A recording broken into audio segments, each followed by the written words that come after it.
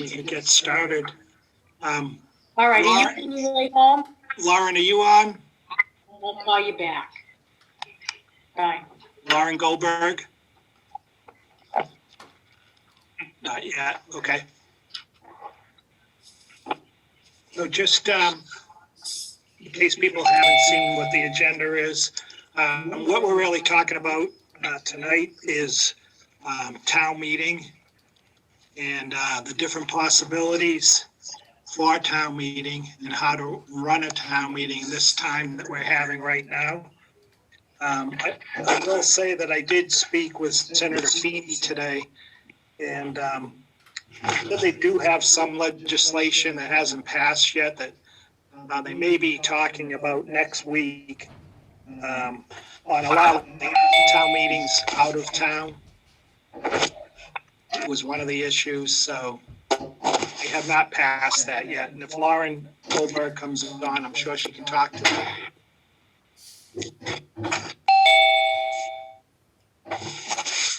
Bill Gouveia, town moderator, is on.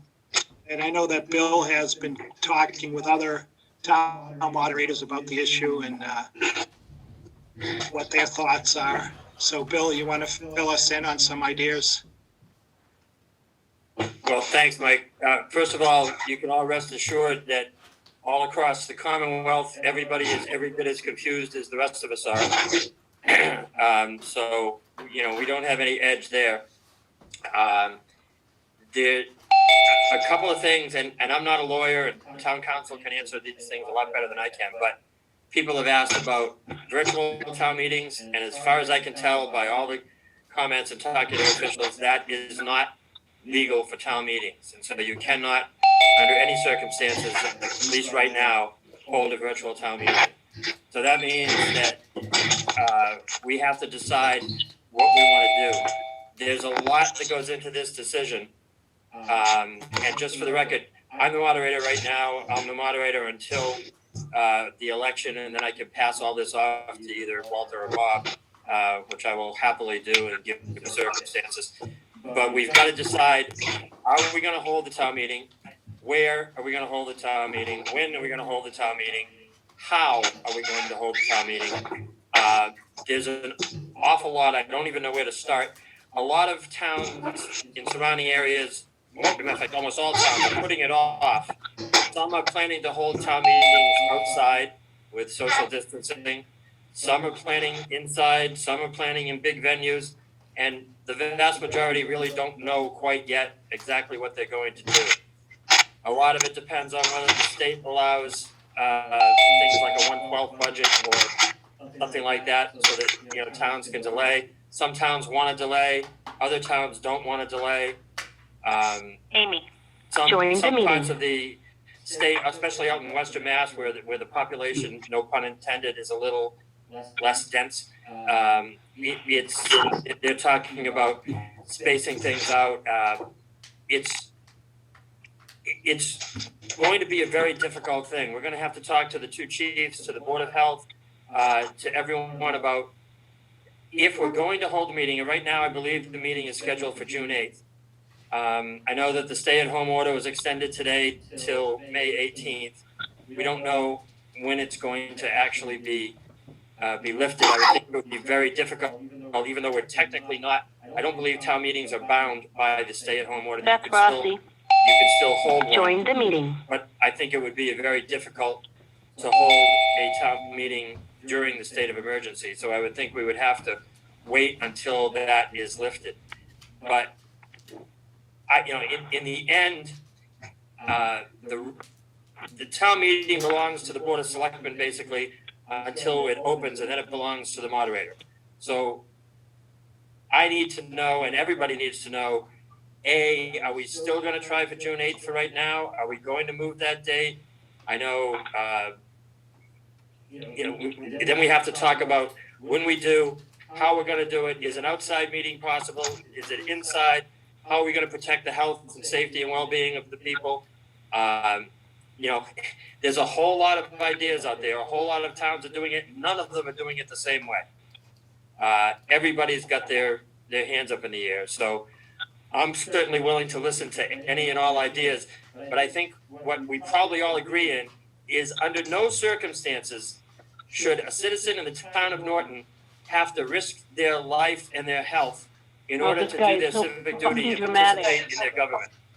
And as moderator, that's what I'm mostly concerned about, is that I do not want to be running a meeting where someone has to, beyond the normal risk of getting hit by a car when you cross the street, I don't want anyone to have to come to a meeting when their life and well-being and health and welfare is at risk just in order to do their civic duty. Hey, Bill, can you turn off the notifications when people join? It's hard to hear you because it keeps. I didn't even realize they had it on. Yeah, Let me it try was that. interrupting. It was interrupting you every time someone joined. They don't need to. It just happened. I apologize. If I could figure out how to do that, I'd be. Who's the meeting? Who's the host of the meeting? I believe Mike Units. We're trying to do Not the that. host.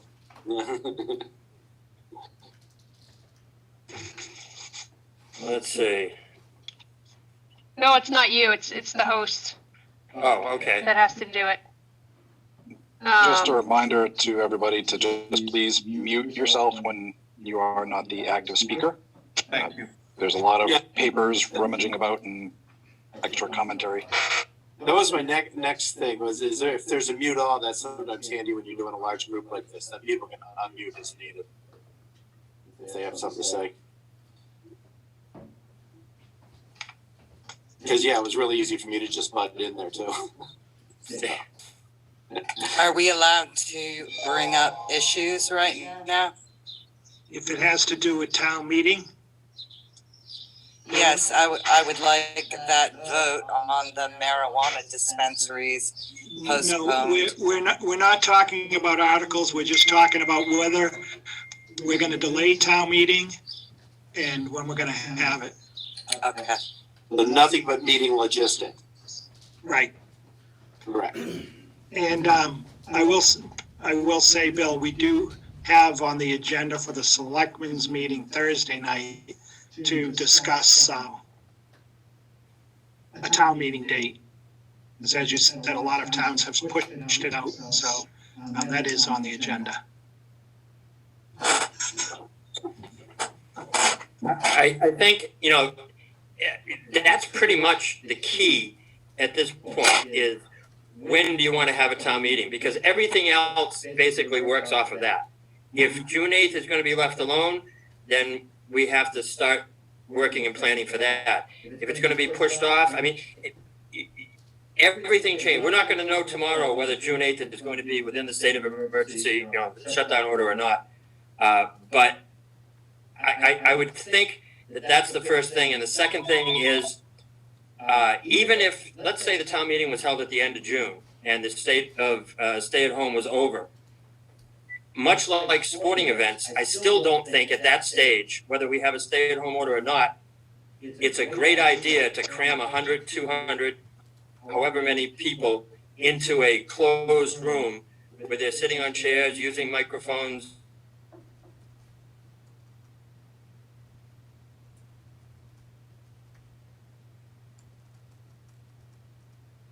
Lost Bill, you just got to unmute Bill, Bill. you're muted, yeah. Bill, unmute yourself. Thought I did, sorry. Unless, I don't know how much of that anybody heard, if anything, but we need to, that's pretty much in my mind, the key thing. We need to find out what the date's gonna be, and then everything plans off that. I'm assuming we're gonna try to do it at least sometime before the end of June. And we have to decide, even if it's done at the end of June, I'm not sure it's a wise idea to try to stuff 100, 200, 300 people into a room where you have all kinds of issues with germs, with microphones, with touching. It might be better to try to plan an outside meeting, which of course can be ruined by one rainstorm. You've got a whole lot of things to plan, but the very first thing is going to be the date. Everything is going to work off of the date, and then you've got to go from there. I don't know. The park with a volleyball net sounds kind of good.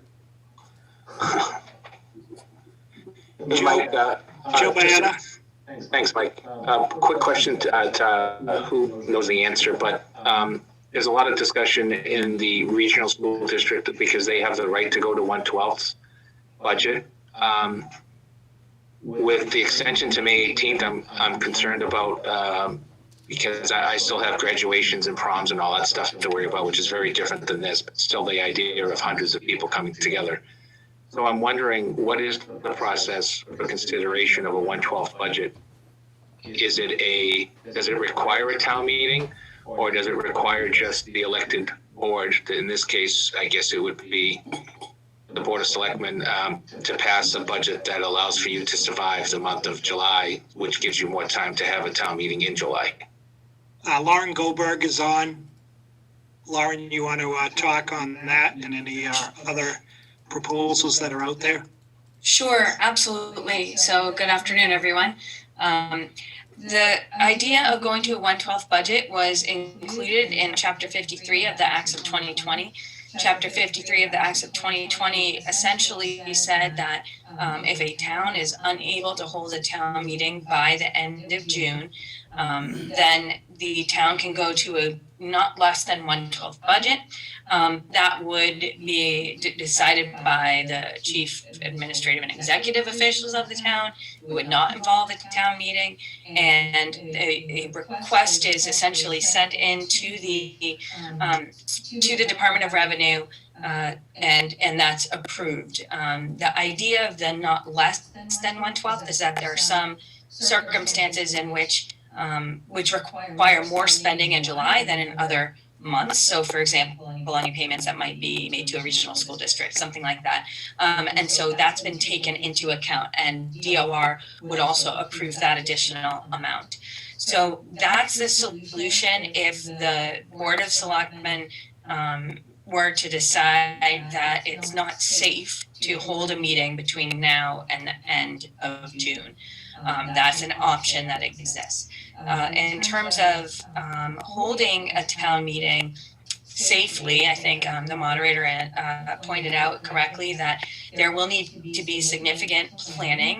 The logistics will make a difference.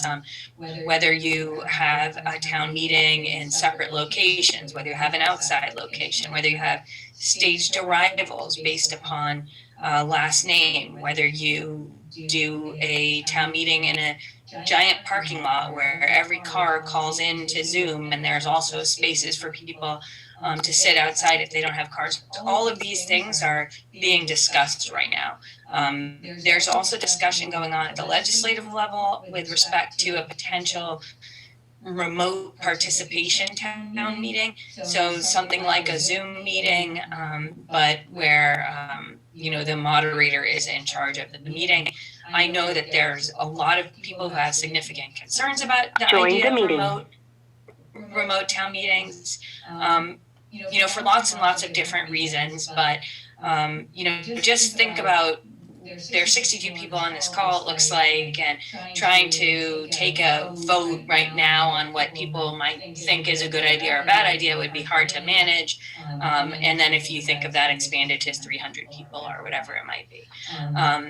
So there's the logistical, practical questions as well. To the issue of planning proms and graduations, I think you're also thinking about those logistical issues. I know I'm on the PTC in my town, and we're talking with the administration right now about that. I think my best guess is that some compromises will have to be made, and the question of how to best make those compromises is to make things go smoothly and to do what we can to protect the public health at the same time as the town's need for ongoing operations. So in the short term, it seems to me like even if there's a plan for a town meeting on, I think it was June 8th was the date you guys were discussing, you need to be a little bit, you're going to have to be a little bit flexible as well. For example, we thought May 4th, but no, it's May 18th. We don't know what's going to happen exactly on May 18th, just like, on April 7th,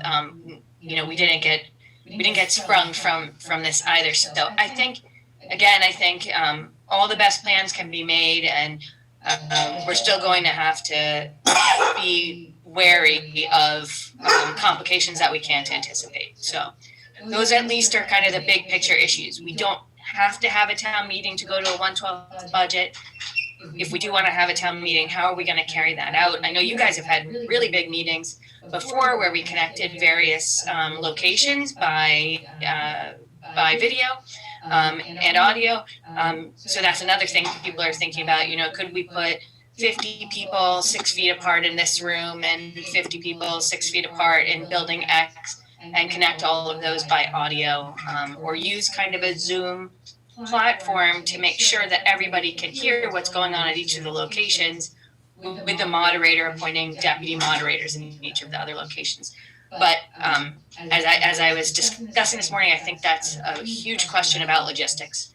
Do we have the capability of providing a place where people are safe and comfortable, and where our law enforcement feels that it's safe and that it's manageable, and also where the Board of Health is comfortable? So Lauren, that's it, one small step at a time, I think. Lauren, on the 112 budget, that's based on the FY20 budget though, correct? It's based on the FY20 budget, but you have the ability to ask for additional spending authority. So they're not going to say it's just 1/12 of what was spent all of last year, because, for example, some additional expenses may become due in July that you'd have to pay for, even though that would be more than 1/12 of what you'd spend overall.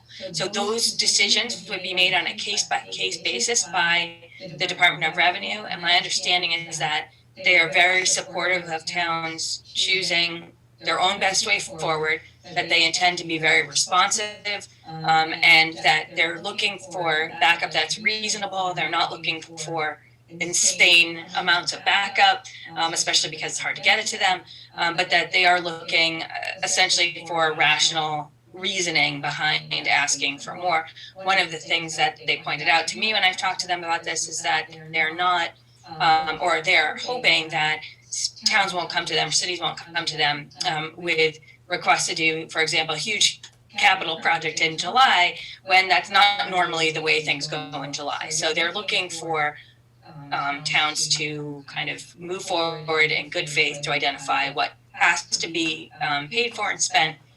And so that's DOR's role.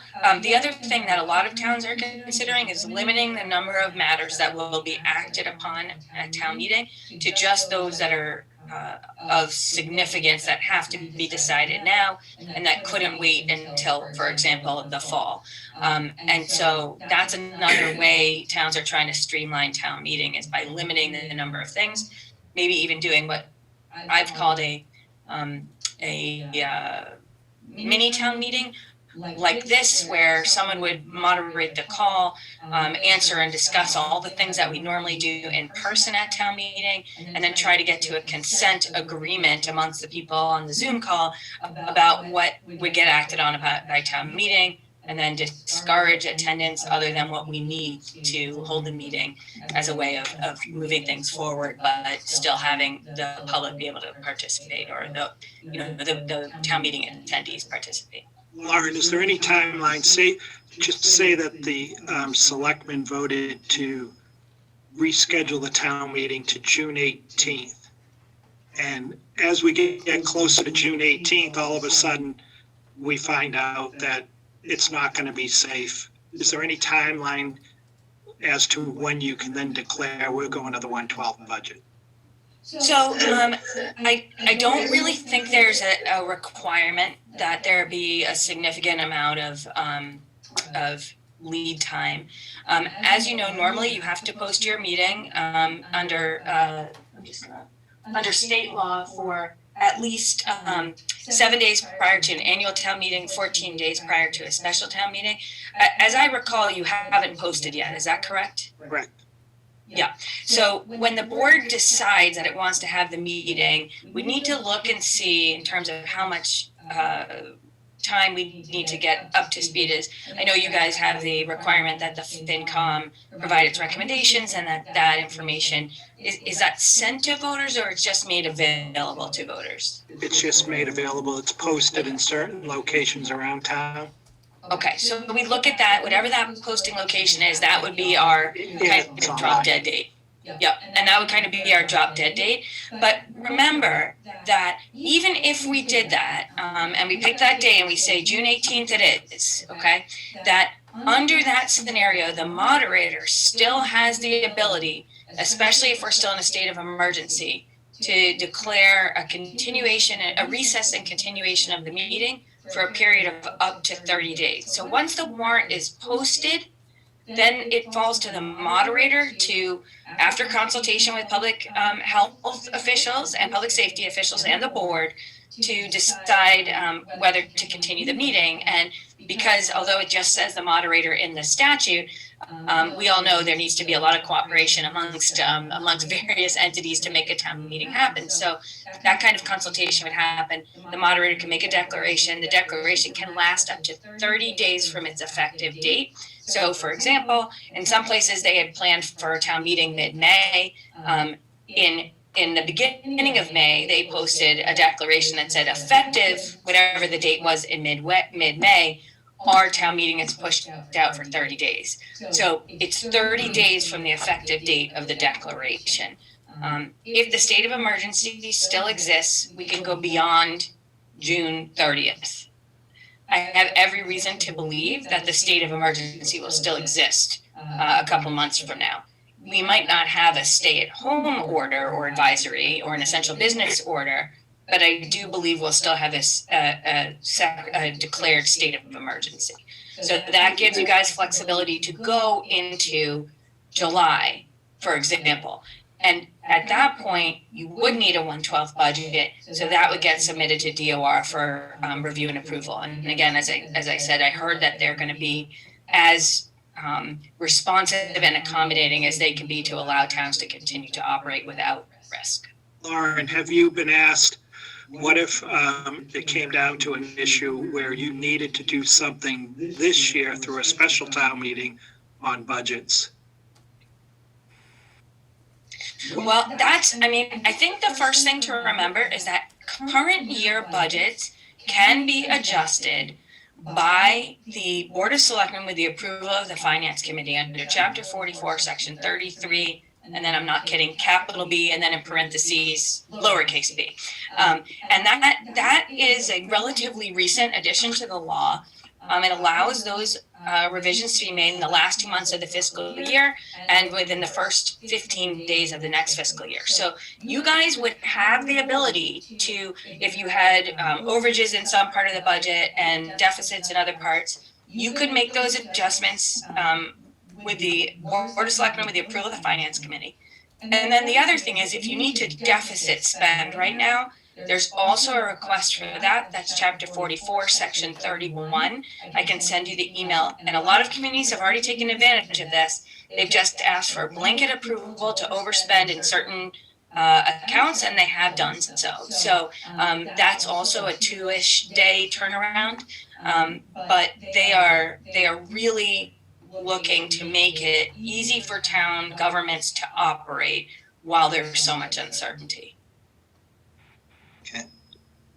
Mike, can I ask Lauren a question?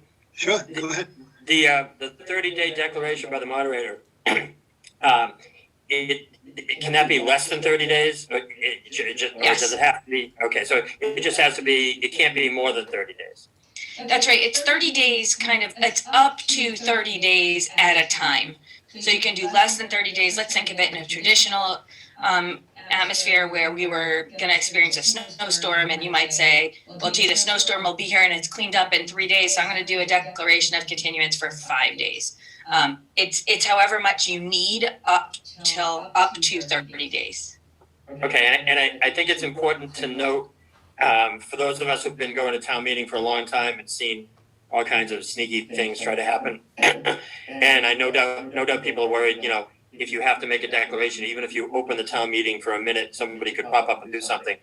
The moderator has that right. So as soon as, if we held the town meeting and the only people there were a couple of selectmen and the town moderator, nobody could come and do anything because the moderator has the right then to just say, no, I'm not recognizing anybody. I'm making a declaration that we're moving the meeting for so many days. Is that basically Believe it, correct? yeah, believe it or not, Mr. Moderator, the idea of 3910A, and you're kind of talking about the traditional way we extend a date of a town meeting is we go there and Now we you wait don't. for a certain number of people and then we continue it. The declaration of recess is actually meant to avoid having to put anyone in peril. And so what that means, and I'm talking about normally, like you used to have the moderator and the town clerk and the chair of the board of selectmen and, chair of the finance committee, get in a DPW truck and go down to the place. You don't need to do that anymore. So now 3910A, chapter 39, section 10A, allows the moderator to make that declaration in recess without opening the meeting. So you can do that from your own desk after consultation with the board. If they decide to post after consultation with the board, with public safety and with the Board of Health, you could issue a declaration of recess and continuance. It would make showing up at the town meeting location completely and wholly unnecessary. No one would be there. You'd make that declaration from your home or stop in a town hall to hand it in or whatever it might be. And I obviously can help you prepare a form for that. Mike, thanks, Mike. Lauren, just to you, and so I have the complicated part of being the superintendent of schools in this, and so I've got June 1st. I'm sorry. Thank you. I have the June 1st with 50 employees notification date, and of course I have the state statute for June 15th for everyone else, with part being the teachers union. Yes. Which means also the beginning of collection of unemployment after the last day of school, which this year also happens to be June 15th. So that means we've got the 16th through the 30th of unemployment collection, which has an impact on the current fiscal year unless there's a move to deficit spend. And I'm wondering, in terms of contracts, if you do a 112, that particular contract is an 831 contract. So basically, people are being paid by the 30th of June for their summer months. If they choose the 26th, but it's expended by the 30th. Yes. So the issue with the 18th is, without knowing a budget, I am forced to probably lay off significantly more people than I would normally, simply because I don't know what my budget's going to be. So I imagine, Superintendent, that there are many more like you across the state who are also grappling with this. In my experience with the administration during this, I think that's one of the things that really should be brought to the attention of your state rep and state senator, Which and we to have. your whole, I'm sure you have an association, Yeah.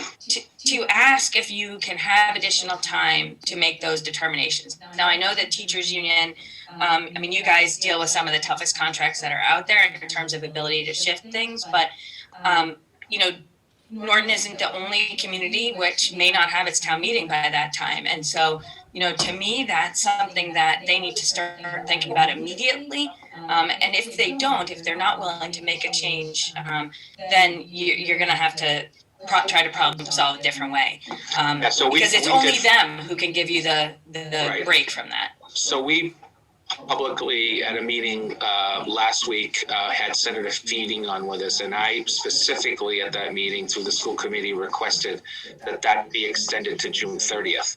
Because the potential of a later town meeting, whatever it may be, for example, even a 1/12th town meeting or a 1/12th July budget saves the local budget those 14 days, those 2 weeks of collecting unemployment. Right. Because, that drop dead date is the key. So if then they're not considered unemployed except that literally the following day after the last day of work, even though they're being compensated through the remainder of the fiscal year for the beginning of the next year. It's a double dip, basically, in the law. I can't tell you what to do, but my take on it would be that your association should take a vote on this sooner rather than later, put it in writing. Each of you send a copy to your own state rep and state senator, send it to the DESE secretary, send it to the governor, send it to the lieutenant governor. These are the types of things that are really hard to solve on a case by case, town by town basis, but that are going to have significant implications on a case by case, town by town basis. So it's the perfect kind of thing for the state administration to take note of and decide how to handle. So I think you need a legislative change, but there are greater minds than mine that will take a look at all of it and analyze that. Thank you, Lauren. Can I ask something? Go ahead. It's just an observation here. It looks like your real situation, there was a lot of options. I just thought there were good ones. But your real situation is you guys are dealing with a moving target, and it's really hard to make decisions. In that scenario, would you not be best off just saying, let's start with our worst case scenario, which we're just simply not going to get our meeting. Plan and do your groundwork for that. You could always pull it back if the situation gets better. And then once you're in place with that, start saying, okay, now we get, come back with your second best and kind of plan that way. Because I don't see how you can just form a plan and say, this is what we're going to do at this juncture with the way things keep moving on. Mike, can I just respond to that? That's fine. I think that's the advantage that being able to have the moderator postpone for up to 30 days gives you, because then you can still go ahead and post a meeting, and then you can adapt going forward. And I can speak for myself for as long as I'm moderator, and I know the other two gentlemen who are running, and I know that they will do the same thing. They will work we will work with the Board of Selectmen to be as flexible as possible and to make it as easy for the townspeople. But I think it's important that you set a date and try to plan for it. And if you have to postpone, then you have to postpone. But at some point, as the superintendent so correctly points out, there's a lot of problems. I wouldn't want to be either, Joe or Mike right now trying to figure out the town budget and how you're going to do it and just the whole way it's going to go about it. So I really believe if we can set a date, knowing that it has to be flexible, and then move forward and decide how we're going to do it. If, trying to decide, holding in different locations to me is an absolute nightmare. And if I can see Jason on the screen, if I were Jason, I'd be going, oh my God, how am I going to get, people to come in and work and set up sound and video and do all these things. And it's hard enough to do in a normal situation, never mind in the middle of a global pandemic. So I think that the one thing we have to remember is that town meeting certainly will adapt, but there are basically two states of a town meeting. You hold it or you don't. There isn't a lot of wiggle room. You can take votes differently, you can do things differently, but we need to plan and go ahead. And I firmly believe that we should possibly look at having an outside town meeting. I really find it hard to imagine that we'd get, more than 100 people tops to come out in the middle of a pandemic to do this. But you have to plan ahead. You have to be, you have to be ready to go. I think setting a date, making plans, and then being flexible on them is a better idea. If you don't plan something firm now, then our police chief, our fire chief are here. They're going to have their hands full plotting the public safety aspect of it, the Board of Health. Everybody's got to be thinking. So I would say let's pick a date, and then just know that if we need the moderator to move that date so many days, that will happen. So Bill, if I could add on to that, I agree with you 100%. We picked the June 8th date back in March. And the discussion then was, if the pandemic's still around, if we haven't gotten through the peak in Massachusetts, then we would review the date and move on.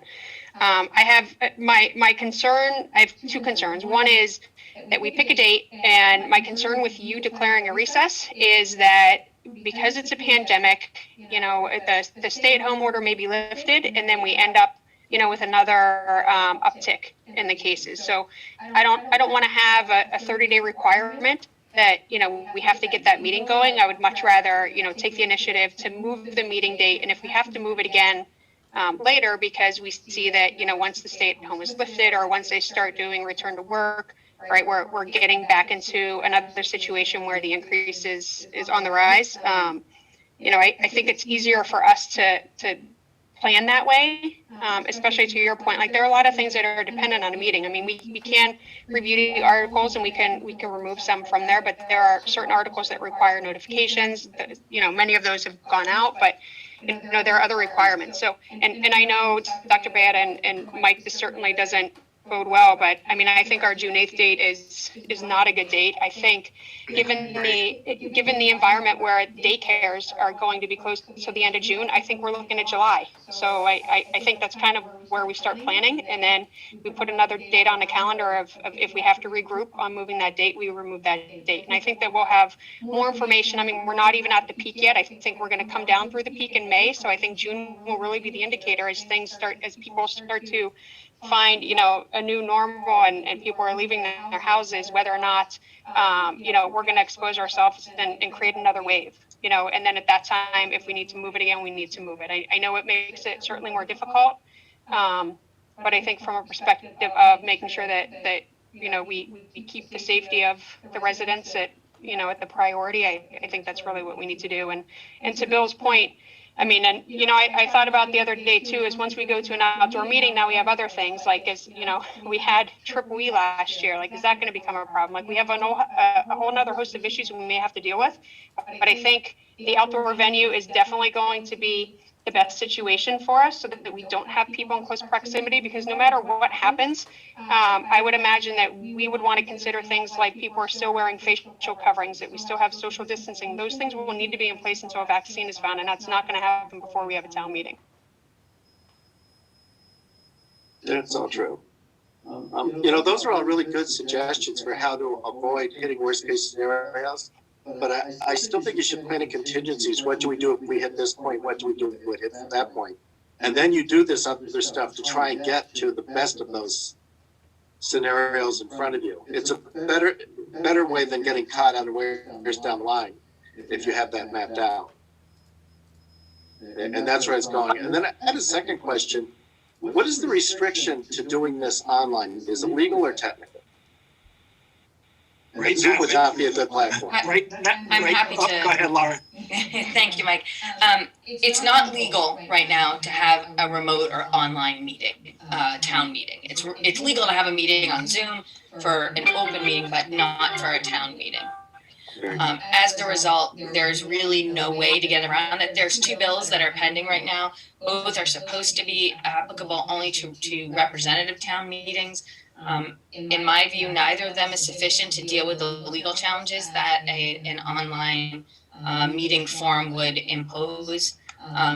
So for now, we can't use a Zoom meeting or any other type of remote platform meeting to actually hold the meeting. That was one of the reasons why I had said earlier that some towns are considering using Zoom or some other platform to talk through some of the major issues ahead of time before the real meeting starts, to try and minimize the amount of time people will need to be that close to each other. The reason I asked is, and you're talking about other technologies, my company, and we've got 25,000 people, so we do some scale here. We do have a software facility we use for exactly that purpose. And it has things where you do a question queue, you can do votes in it. You know, Zoom here, I can tell right now, does not have the functionality. It's just not an option. Well, that's really good to hear. It's not even connectivity or capacity. You just don't have the features here. No, I agree. I'm very interested to hear what you use, perhaps at a different time. But for now, it wouldn't matter even if we had the capability of doing it. It's not permitted by law. There's significant issues out there with respect, and everyone knows the 2016 election, we had a lot of concerns about hacking and things of that nature. And so it was difficult to to convince the secretary even before that there was a safe way to vote online. And so because voting, whether we're at town meeting or in a booth, is voting, I have every reason to believe the secretary will be very unsupportive of the idea of a remote town meeting where there's actual. Lauren, just as a support statement, I'm dealing with this remote thing right now because of educating students remotely. And we continue to have this issue. And my biggest problem is it's not one family in Norton, it's multiple families in Norton who may or may not want to participate in the town meeting process because you have an open meeting. But it is an issue of access because we are currently working with Comcast and others, including donations, to make sure that there's kids who can get internet at home who don't have it currently. So remotely wouldn't necessarily be somewhat available to them. And then the other part of it is what I have found about these meetings is that anybody can call in because this is posted. And so what this leads to is anybody can say whatever the heck they want to whomever they want without any accountability as to who you are and so on and so forth. Correct. That's one of the functionalities I noticed, Zoom lacking, right? Like that, this just wouldn't fly. The meeting I'm talking about, it's a very secure thing. They have a lot. I can certainly send the technical info too, because I'm not the guy that implements. I'm just a management guy who says make it happen. You do have a lot of people a lot of older people that aren't technology savvy either, even worse than me. And they're not going to be comfortable with online meetings. I agree with Bill Gavea that I think we need to set a target date sometime near the end of June. If it doesn't happen, it doesn't happen. But at least it gives us a target date and we can keep moving forward, planning and doing everything we need to do as far as budget and anything else that we have to address. Does that mean you're setting a 1/12 budget as well? Okay. What's Does that mean that you're setting a 1/12 budget as well? I mean, Because if you're scheduling a meeting for 18th or 22nd or 30th, what's happening on July 1st? on July, well, if we have the meeting on June 30th, on July 1st, we have our budget in place and we move forward. Right, but If we don't, then it would have to, I mean, we wouldn't wait till June 30th just for that reason. But hopefully we would know in advance of that and the selectmen could say. So the contingency to the 18th or the 20th is the 1/12th. Yep. Yeah, if I can, I mean, I understand wanting to do it, but I don't understand why the town would give up any flexibility at this point. With the mechanism in place to delay for up to 30 days with a simple declaration, then I would think you'd want to maintain as much flexibility as you can. Maybe you should leave it scheduled for June 8th, and as you get closer to June 8th, then you can pick another date and the moderator can declare it, moved. But if, God willing, something wonderful happens that we can do something, and we can have a mechanism by which we can hold a meeting and get the budgets done and get people taken care of, then we shouldn't give that up by scheduling a meeting later and not having the flexibility. I think it's much better to have it posted early and postpone than it is to have it posted late and miss the chance to jump on something. Contingency plan. So Lauren, prior to you joining, Mike asked a question about the legality in us holding a annual town meeting in a bordering municipality. I know I read something on the MGL where that was an option because of public safety concerns. Can you talk to that about, is that an option for us? Aaron, you're on mute. You're mute. Thank you. I am gonna get with it, it just takes me a minute. I cannot recall, does the town have a bylaw that allows that? That's the first question we need to ask. And then, We do not. okay, so then, hold on one second while I just look at the statute. I can send it to you if you need it. I think I have it right now. Okay. Thank you. Yeah, so.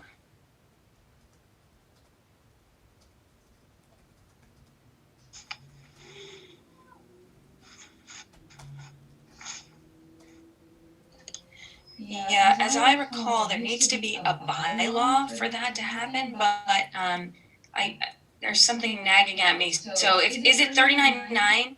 Renee, is that the Let me look. statute? One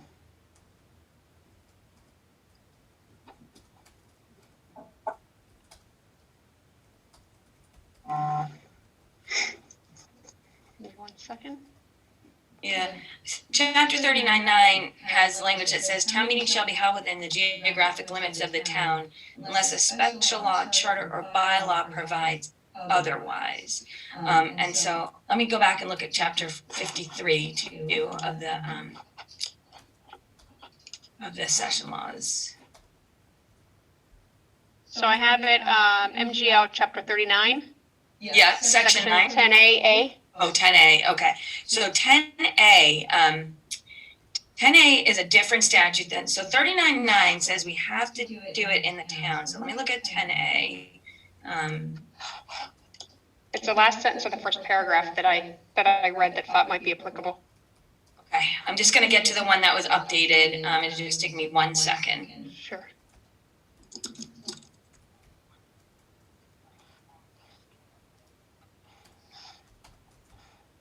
Feels like fighting. Do other people have this problem with their computer, or is it just me? It's just you when you're on the spot. Yeah, exactly. And my computer seems to be thinking. All right, so just 1 second.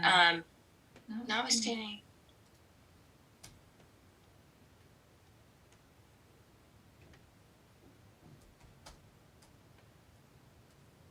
Lauren, as you're looking that up and onto Renee's question, if we're looking at the Xfinity Center, our June 5th graduation is not taking place at the Xfinity Center according to the Xfinity Center. So we're already working on contingency plans for later on in the year because we don't necessarily anticipate. And that's just because they've already canceled the concerts for the month of June this year. So we're working on other plans for potentially virtual or other times during the year. Yeah. Yeah, so Renee, I don't see it what I was reading doesn't suggest that we can go out of the town for a town meeting. I will say though that I understand that there is still another municipal relief bill to come. And so things like lowering quorums, allowing town meetings to happen outside of towns, those are the types of things that may well get included in there. So I wouldn't, I don't think that if we're talking about making plans and then there was a desire to do it somewhere else, I think it would be fine for us to talk about where that is and see if we could get some legislative action sooner rather than later. The other option, and I know this sounds ridiculous because every town is in the same situation, but the other option would be to get relief from a court. The town of Marblehead was just able to get its quorum lowered significantly pursuant to a court order, and I think having a town meeting in a different location would also be something that a court might be willing to look at. So again, I think if that's the best choice, then don't say that you can't do it just because it's in an adjoining town. We can look at how to make that happen. Do you know offhand the requirements of holding a meeting outdoors? Like I know you sent some information on elections. Mm-hmm. Is that similar for town meetings as well?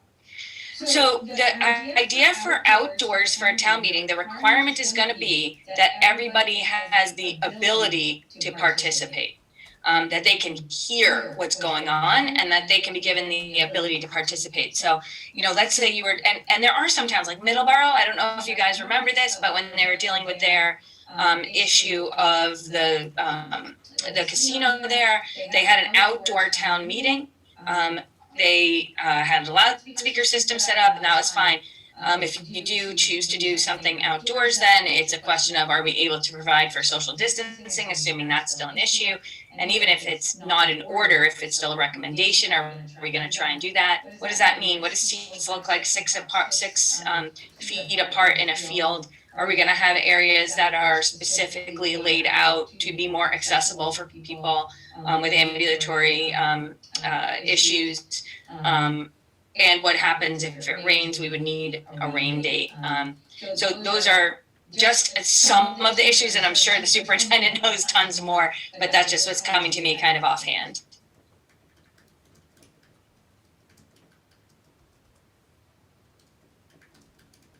Any other ideas anyone have? I will say, as far as Wheaton College, I did talk to the president about the Haas Center, and a couple issues he had. If you get later into June, he said it's really hot in that building. There's no air conditioning. And also the major issue they have is they've banned all activities on campus all summer, so they would have to look at that. If we really wanted to use a facility on their campus, we'd have to talk to them. Yeah, Mike, I just think Lauren makes a good point, and we have to understand that no moderator can allow a town meeting to take place unless every possible accommodation has been made for people to be able to come. If it's in a situation where you make it too hard, where, elderly people can't traverse the terrain to get there or things like that, then I don't know a moderator that would really let that happen. We have to be able, it doesn't have to be perfect. We can certainly make concessions and we can certainly adapt to the times that we're in. But the whole idea of a town meeting is to make people accessible. And if people want to come and can't for reasons that are controllable, then you can't just go ahead with that meeting.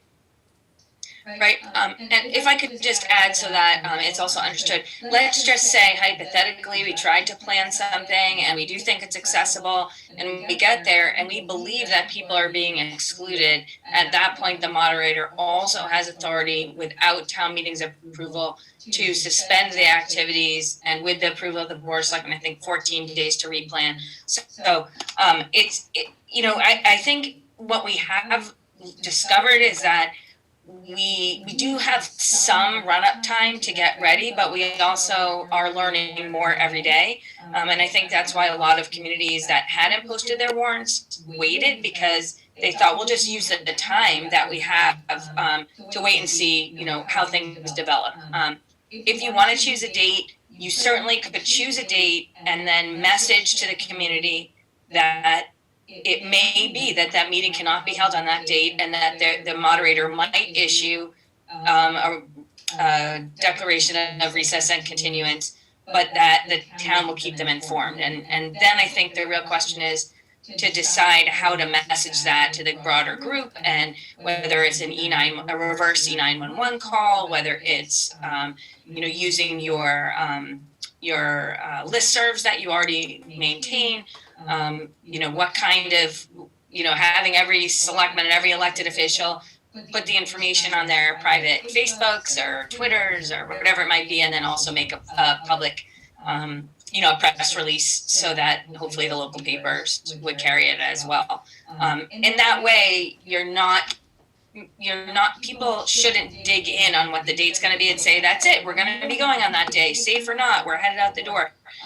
But it also does give the town some ability to try to have, kind of how Mr. Walsh was saying, a first plan and then a backup plan, and it could be there's more than one backup plan for sure.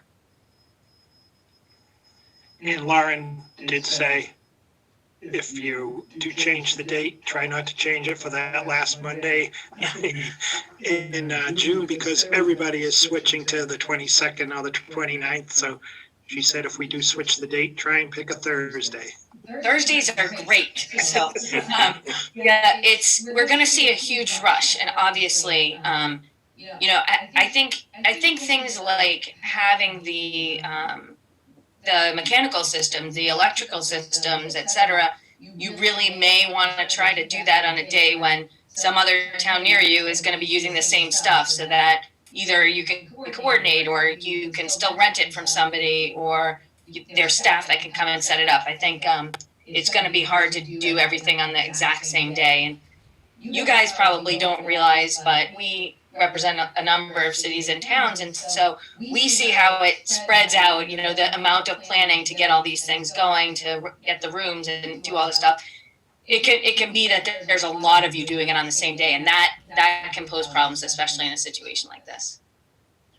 Yeah, and Mike and the selectmen, I think too, every effort should be made to trim the warrant to, since it's not posted yet, to trim the warrant to what is absolutely necessary. You run the danger, I know a lot of towns, talking to other moderators, a lot of towns are concerned because if you put zoning articles on, and then you get into a position where the meeting is adjourned before you get to those zoning articles, or something happens there, we have bylaws in our town that say if an article isn't acted upon, if there's no action on an article, it's declared lost. Some of those zoning changes, they could end up being declared lost, and then you can't reapply for them for 2 years in the Mr. same. Moderator, I promise you we'll be careful about that. I promise you. I do think if the selectmen and obviously the selectmen need to figure out what they think is important for in terms of must do versus what could wait till the fall. And I completely 100% agree with that. But anything that we have that's on there that we want to preserve action on, we can just do to refer back to committee, to refer to the planning board for further study. And that can be our official action, so that if we decide we're going to take no action on anything but the budget, for example, we would take no action on all of those except for zoning, where we would say that the action we're taking is to refer back to committee. So those are the types of things that we'll need to be very aware of as you guys move forward. And certainly the more minds, the better, it seems to me, in terms of not missing anything. So if the board chooses to leave the warrant as is, we certainly can have a strategy for dealing with that, whether it's consent calendar for no action / refer back to committee or something similar. But I think I understand, however, the desire to try and limit the amount of time people spend together, and therefore to take things that are not controversial, that don't require public hearings, that that are more structural in nature, rather more of the must-dos rather than that we would like to's. So I absolutely get that. So to that end, guys, just trying to figure out what good looks like and what our priorities need to be. It needs to be to keep the town running. And it sounds like on the municipal side, we have the 1/12 budget as an option, which kind of takes the pressure off of holding a town meeting. Unfortunately, the school side does not yet have that flexibility. So I think we need to plan to schedule a meeting, assuming that they do not get that flexibility, to avoid a massive surge of layoffs, however temporary they may be for the school personnel. If the state comes through and the schools are able to do a 1/12 budget, I think, again, that takes the pressure off. That allows us to be more flexible with when the meeting is. And I fully agree with both Lauren and Bill that the warrant should be trimmed to just the essentials in order to keep the town moving forward. And we can deal with zoning articles and anything else that's on there at a later date when it's safe to do so, and hold one of our lovely marathon 5-hour meetings. But I think we need to be strategic, get in, get out, get the essentials done, and then reconvene at a safer time for everybody. That's good risk management. Oh, sorry. Lauren, can you explain the 1/12 budget? Because I thought it was 1/12 across the entire town, not that it was municipal only. Thank you. I appreciate that. That is actually what I wanted to clarify. So the schools are a department of the town for purposes of the general laws. And as such, they would also be subject to the 1/12 budget. The issue that's being raised is not that the school, at a higher level, the issue is not that the school can't go to a 1/12 budget because they would have to if we don't have a budget, but that they have layoff requirements June 1st, June 15th that have to do with whether their budgets have been funded. And so, or they anticipate that there's going to be money in the budget for that. So those are the dates I believe that the superintendent is feeling concerned about. And so that's something I'm happy to work with the town manager and the superintendent to try and figure out if there's a workaround and what that might be. So, you guys just let me know if you want my assistance with that. But they too would go to a 1/12 budget. You would incur likely unemployment claims based on not being able to bring everyone back for a particular time. But maybe, and again, this is why I was saying Norton cannot be the only one, and they've got to think about that from a state a state level or the administration level. So I think trying to tackle those two pieces right now, this minute, are a good plan to go and talk to them and say, how are those two dates affected? And if we know we're just going to bring them back, if we don't have more than a 1/12 budget, we just have the 1/12 budget. Is that going to be good enough to not have to give layoff notices? And what day would we need to know that by? But again, every school district, every municipality that I know that's thinking of having their town meeting this year is thinking of doing it after that June 15th date. So I don't know what that will lead us, but that is what I've been hearing.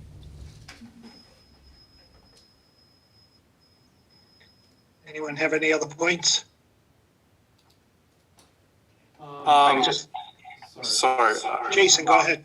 I think we can solve this simply with a technical approach. The solution is scalable. It could happen within town geographical limits, and it could keep everyone safe and socially distanced. We would utilize an FM transmitter to broadcast the meeting to the radios in people's vehicles. Votes could still be taken visually with arms raised out of the vehicles, and we could have dedicated audience participation, microphones, and projection. There are several parking lots in town that would accommodate hundreds of cars, and Bill has already estimated a projected turnout of about 100 residents, so I think this is very practical and feasible. So just throwing that out there. Yeah, I think too, I think Jason brings up a good point, and I think that's really great, and thank you to Norton Media Center and the Cable Commission for being willing to do that. The moderators are going to have to plan for all kinds of things. Suppose somebody moves for a ballot vote. That's really tricky, and the town clerk's office and department has certainly got their hands full in trying to plan for all the alternatives that can come up. We still have an obligation to make sure that all the people in the car who are voting are registered voters. We certainly have to be aware of protecting the health and welfare of the people who are physically running the meetings. When you have counters, when you have, all of those things. So we've got a lot of things that we can plan for. And I know, because I know the people who are in charge, I know that they've been planning for it, already in advance. But between the town clerk's office and the public safety departments and all those things, we need to plan for that physicality. I love the idea, Jason. I think that's a great way to go, and the safest way that I know how to do it. I'm sure, whoever's running the meeting would love to be Norton's first drive-in moderator. Mike, Can I say something? Go ahead, Joe. just as a quick thought, I know that the purposes of this meeting is for the purposes of establishing, as Bill is suggesting, and the board will vote on a plan and a contingency, or whatever we want to call it, which it is what it is with the June 15th date. There's not much I'm going to be able to do about it unless, as Lauren suggests, those above us can make that change. But the other side of it is what we talked about earlier, which is we don't really know what these numbers are going to look like. And we don't anticipate a state budget prior to June 30th.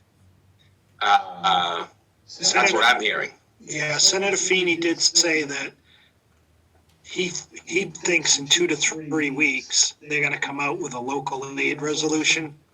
Okay, so that changes things. They won't be doing the budget, obviously, until, they're not even going to look at the budget until July. But he is hoping that within 2 to 3 weeks, they'll do a local aid resolution, so we'll at least know that. All right, so then the next part of that would be, if we know in 2 to 3 weeks, let's just use the 3 weeks out because of the governor's announcement today of May 18th, is the idea that FinCom will begin to meet virtually to discuss and review budgets, or will we be more cautious and take a kind of a beginning to plan a 1/12 because potentially that date is not going to work in June? We're going to have to go into a later time. Well, we'll know what the 1/12 is because it's based on this year's budgets. So whatever the budgets were this year, everyone would get 1/12. Okay. Throw it next year. Okay. So I would think That's a discussion that we'll have probably after Thursday night when the selectmen decide what they want to do on a town meeting. Thank you. Lucia, you had something you want? Yes, thank you, Michael. What I wanted to say is that I think it's great outside and in the car and all that, but just also that all these people have to be checked in. So if they're in vehicles, something to think about. So can we talk about that for a second? Like, what are all the touch points that we need to consider when we're doing this? So the check-in, obviously, if we did something outside, how are we going to protect it so other people, once the meeting starts and they're checked in, they don't attend without being checked in? And I think, Bill, does it close completely at a certain time? Like once you start the meeting? No. No, you can't do that. The meeting's Okay, always open. so we continue to do that. So that would have somebody who's in the front. And what's the process? Lucia, remind me, it's just your name and address to validate? It's what we do is we have poll pads, which are iPads, and it has voter registration, all the registered voters on it. And as they come in, we check them in and we see that they're registered. We can hand out the the pieces of paper like we did before, and to show that they have that. We normally stamp their hands. If we have outside in vehicles, that's going to be pretty difficult. But we'll have the colored paper that they hold up if it takes a vote. If it takes a ballot vote, which if it does that, I can't have ballot machines outside. I can't put those out in the weather. So the only thing you could do with a ballot vote is we have ballots for yes and no, and just go car to car and pass out ballots and collect them and then manually count them, which wouldn't take that long. So. No, but it's a lot of touch points, physically touch points. Ladies and gentlemen, there is no safe way to hold a town meeting under these conditions. That's just a fact. So there is going to be risk no matter where you hold it, no matter when you hold it in the next few months, there is going to be risk. So the only questions before you are, will it be an acceptable level of risk, and how do we mitigate it? Those are the challenges that we have. But if you're looking for a safe meeting, forget it. In the next 6 months, you are not going to be able to hold a safe town meeting. What's the least bad answer? Yes. Mike? Chris? Yep. Chris Sonner. I agree with you, Bill. I don't foresee things being considered safe until we have a vaccine, period. However, I think that we could do it if we figure out the logistics of social distancing, face coverings, and hand sanitizer and such. It's a lot of work to do so. As Renee was saying, there's a lot of touch points, and there's a lot of things to be considered to not only protect the participants, as the residents coming in to vote, but also to protect the people that are working the event itself. Doing simple math, and you were saying 100 people, that's quite a bit of space when you're putting 6 feet in between everybody. That's almost 4,000 square feet that you got to have just for the 100 people. Plus your staff at the front of the room. So and there's nothing to say that there couldn't be 200. That's right. I mean, people may finally be so bored that they actually come to town meeting. So. Yeah. Well, and I was going to also say that minimizing the articles would be nice, because hopefully that would deter people from coming. I'm not trying to say they can't come, but it'll hopefully minimize the crowd.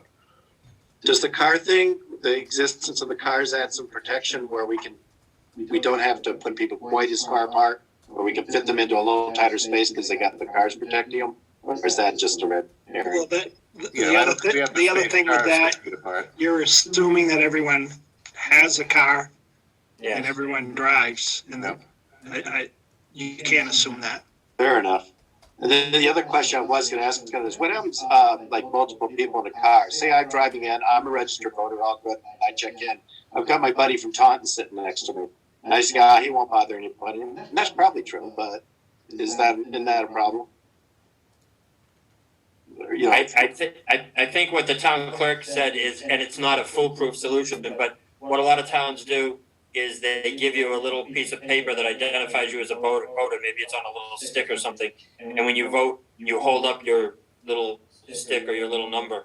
It's hardly foolproof, but given the circumstances, it would be probably at an acceptable risk level in terms of maintaining the integrity of the meeting.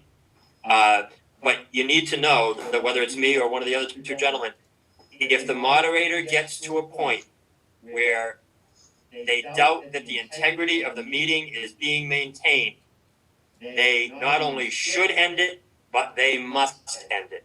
That is, the moderator has a great deal of responsibility, and it's not a popularity contest. You have got to maintain the integrity of that process, because you can get sued, the town can get sued. There's a whole lot of things that can go wrong. So there's flexibility, and I know everybody will work with everybody else, but if it gets to the point where it's just not feasible, then it's up to the moderator to stop it. that's fair. Can I say something, Mike? Yep. I think what you'd have to do is what we do in town meeting anyway. You wouldn't be able to bring your friend from Taunton in your car. If your friend from Taunton wanted to come to the meeting, they'd have to come in their own car, because there would be a section where those people would park, just as we have in the actual meetings, a section where the non-voters would have to sit. You wouldn't be able I to think that's in a better. car that wasn't a resident. I think that's better, but the other plan, I kind of liked it because I figure we get to keep our stick. Well, the other thing that we need to think about too is we typically provide childcare for these meetings. So whatever we do, that's putting another challenge in front of us. I would think if we did have a town meeting, I would think that there would have to be no children coming in the building. I mean, it would have to be somewhere else. But I've seen them. Mr. Manager, I just want to point out that because even though the stay-at-home advisory and the essential non-essential is supposed to end on May 18th, schools and childcare services are still closed through the end of June, except for those who are considered to be essential workers. So I don't see it as a potential area where the town will have much flexibility to provide daycare. I highly doubt it. Right. No, and that's what I mean, Lauren, is that we wouldn't be able to. We wouldn't want to put them. I mean, how can you social distance them? And then how is that fair to people who have to have their kids with them? Right. Yeah. Right. Is the other issue, and that is it a literal understanding that we're close to the school year being June 15th for me because it's my last day, or does it mean actually June 30th, which therefore the facility isn't available to a town meeting? And I don't know that. I mean, of course, I'm willing to have that, but I'm just saying you close the school year, but does that mean my last day, or does that actually move over to the daycare centers, which are actually noted as June 30th? Right. Well, I don't think we're going to solve it tonight, and I hope anyone that has ideas would get your thoughts to me and the selectmen, and participate on the meeting Thursday night if you want. And it brings up one of my favorite quotes of all time. Unfortunately, it was by Donald Rumsfeld. But there are things out there we don't even know we don't know yet. So we're still struggling, and every week it changes. So I think you are. You're looking at the stacked contingencies. That's good. Yeah, that's going to handle the moving target. And you have a lot of great ideas for how to deal with different things. So I think it's just a matter of understanding them all. And I think you're going to have to adjust as you go here. No question. And just keep maintaining maximum flexibility going forward so you can keep adjusting. So. Thank you. Anyone, anything else? Yeah, I got a question. Mike? Yes, Peter. I'm doing a good job watching the hand, staying safe, and and I walk, and I don't have a car, so I walk to the meeting, or get an Uber to the meeting, so is that fine with me? Okay. Right, and Mike, I remember one time that Mansfield held its first open air town meeting back on Monday, March 3rd, 1969, and it was during a Noister. Wow. And Mike, just from a selfish standpoint, can I, if Lauren is still on, can I ask, is it true, the election must be held before June 30th? Is that correct? Mr. Manager, so right now, the answer is yes, the election must be held by June 30th. Again, I think we were waiting to see what happened today with the governor's decision-making with respect to the May 18th versus otherwise. Obviously, it is a significant job to run an election, including the last 3 weeks up to the election, and then once again across departments, the police, the DPW, town administration, the town clerk's office, and volunteers. So I'm not certain that special act, which is Chapter 45 of the Acts of 2020, will not be further amended in the coming weeks. Lauren, what's our, we didn't select a date for the election. What's our time frame if they don't change that? 20 days is the time frame. 20 days. So you'd have to decide that you're going to hold it and go forward, post a copy of the decision, the provisions of that special act online, and then things would move forward from there. I will say, though, and I just wanted to go back to that Marblehead example I gave you earlier, there are some towns that are not waiting for the legislature and that have gone and received court orders allowing things to be delayed or forms to be reduced or that kind of thing. So Westboro, for example, went in to court the day before its election to have permission to delay holding it for a period of time, and they received that relief with. I mean, it was completely understood why they were there. So, you know, there's always an option for the board in terms of it deciding that it can't safely do these things.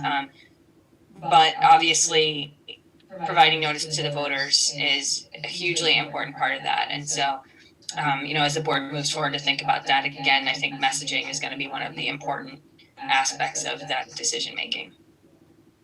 So those other cases are helpful precedents for you if you need to go that way, right?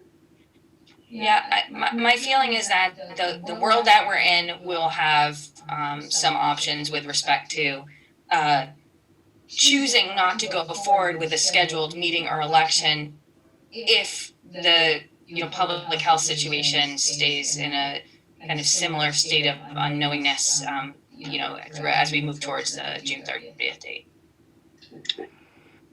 Hey, one quick question. Would there be any sort of legal ramifications if you have our current moderator make that proclamation to delay, and then could anything happen when, a new moderator is selected? Could that order be, rescinded, or could it be extended again? Or would there be any type of questionable things there where you have a change in that position? Or does the declaration follow the position? It should, Mr. Manager, should I respond to that? Okay. I just want to make sure I'm answering questions I'm authorized to. So the job of moderator stays with the moderator until their successor is elected and qualified. The new legislation, again, this is the elections legislation, Chapter 45 of the Acts of 2020, specifically says anyone holding office at the current time whose term would otherwise expire will continue to hold such office until their successors are elected and qualified. So it recognizes what's in state law. It specifically provides that the current elected officials will continue to hold office. The decision about the election is the Board of Selectmen's decision, not the moderator's decision. The decision about town meeting, about whether to move forward with town meeting, would depend on what the moderator decided after consultation. So for example, hypothetically, if we were to have an election before the town meeting, then there's a possibility that a different person would hold the position once town meeting came. But that's a timing issue. That's a decision. And obviously there's so many more reasons and issues to be considering right now. But the decision on the date of the election is with the authority of the select board only. Thanks. Mike, do we have Lauren or somebody from KP Law at our meeting on Thursday? We haven't made that arrangement, but Lauren's on. I can do that. Okay. Thank you. Sure. Thanks, Lauren. Absolutely. All right. Thank you, everybody. Thank you. Thanks, everyone. Hey, Mike. Thank you. Yeah. Did we want to talk about, I know we went back and forth on dates. Did we want to entertain any sort of dates now, just especially while we have Bill on the line? I would wait. You've got that on your agenda for Thursday night. In the meantime, and if anyone has any thoughts that they can get to you before Thursday night, it would be helpful. Yeah, and Bill, I would say if there's any date out of your range, and then again, since we don't know the election for the other two candidates that we would absolutely need to avoid, I think that we should know that. Well, today is the day I was getting back from my European cruise, so I think the rest of my social schedule is pretty well set. So just while we have, and Mike, I just wanted to say while I'm on here and talking to people, thank you to Mike, the selectman, our police chief, our fire chief, everybody who's done, who's worked so hard in the town of Norton. I'm so proud to be from Norton. Norton has handled everything so well, and I get to see other towns, I get to see other things, and everybody's doing the best job they can. But I'm really proud of the way that Norton, on the levels going down, has really worked really well and protected the citizens really well. And our rate is relatively low in the infection. I think that speaks well to the people, but it speaks well to the people doing the work too. So thank you all. I would just like to throw out there a thank you as well, but to the selectmen, I think for school committee, it would be easier for us to try to entertain either a June 8th or at least a June 15th date as far as what we need to do for our staff, knowing that Mr. Cavea could change that date should he have to. Yeah, I mean, honestly, I never have to be asked for my opinion. So to me, I don't see any reason to change it from June 8th until you have to. And then when you have to, just plan ahead. But if you really want to maintain the maximum flexibility possible for the town, then my feeling is you should leave it at June 8th and we'll change it as we go along. Personally, Brad, Brad. I think it's too soon for us to really change it. I think if we change it now, it's going to be like checkers. We're going to keep hopping around because we don't really know what's happening tomorrow. So, I mean, we'll discuss it Thursday night at the selectmen's meeting, but I can just see this thing sliding further out if the things don't improve more, and especially with the elderly population where they're most susceptible. I think if we aren't cognizant of their needs also, that we're going to put them in jeopardy for both the town meeting and the election, or possibly kind of freeze them out because they're going to feel uncomfortable to come out into the public. So I don't want to freeze anybody out of this thing. Okay. All right. Well, to be continued Thursday night. Thank you. Thank you, everyone. Thank you, guys. All right. Thank you. Bye-bye. Hi, everyone. I hope you all have a wonderful day, everyone. Thank you. you too, sir. We're gonna get Thanks, back, Peter. and everybody, we're doing a good job watching and staying safe, staying positive. You all, Bye, Peter. and we're gonna get back to normal around May. Right, everybody.